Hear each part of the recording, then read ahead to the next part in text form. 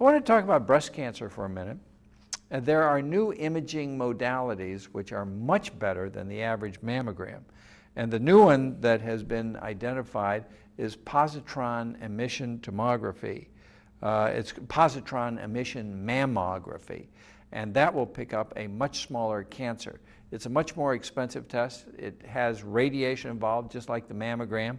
And I think that positron emission mammography will pick up smaller cancers sooner.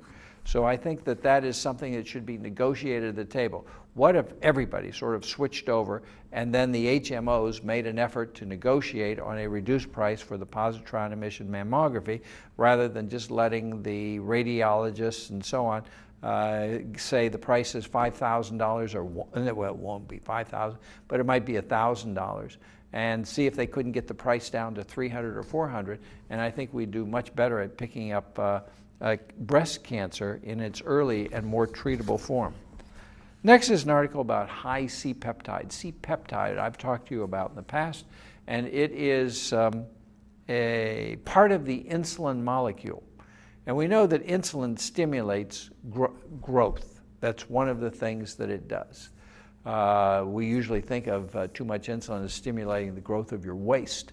So what I'm saying to you is that perhaps we could have less prostate cancer if men had less insulin floating around. And the reason they would have less insulin floating around is because they're thinner and they're eating more of a diet of cooked vegetables, vegetable soup and beans, plus they're doing their exercise. Today I did 38 minutes of exercise. Tonight I'll do another 10. And I bought one of those belts around the middle. I did not buy the Contour abs yet. I don't know the name of the one I did buy. The one that I bought, you have to plug in. The Contour just wraps around your waist. I called up to find out what the price was, and I think it was $199. That was actually pretty expensive. So I may order one of those to check it out and give you some feedback, but what it does is it makes your abs fire. And in the infomercial, it says that you can sort of wear it while you're watching TV, and at the same, you can wear the other one while you're watching TV, the one that plugs in. They said they showed thermograms where it was more effective than doing sit-ups and push-ups. Here are two articles in a row. One is about even low-risk patients may have plaque on a CT angiogram. Let's see, it was a CT coronary angiogram. And what I'm saying about that is that if you take a look at the general population, I want to give you a sense of perspective. And it goes like this. 85% of the population will develop some form of hardening of the arteries.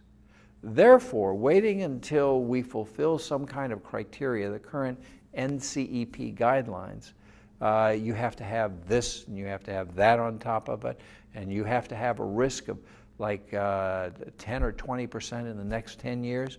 Since 85% of people are going to develop this problem, I think we ought to be treating it sooner rather than waiting until they develop some high-risk profile and holding down that risk by doing something like was done in the Jupiter study, where they just took people with, we'll call them average, we will not call them normal, average cholesterol levels, and they brought it down and they reduced the incidence of heart attack by 50% and other complications by up to 30%.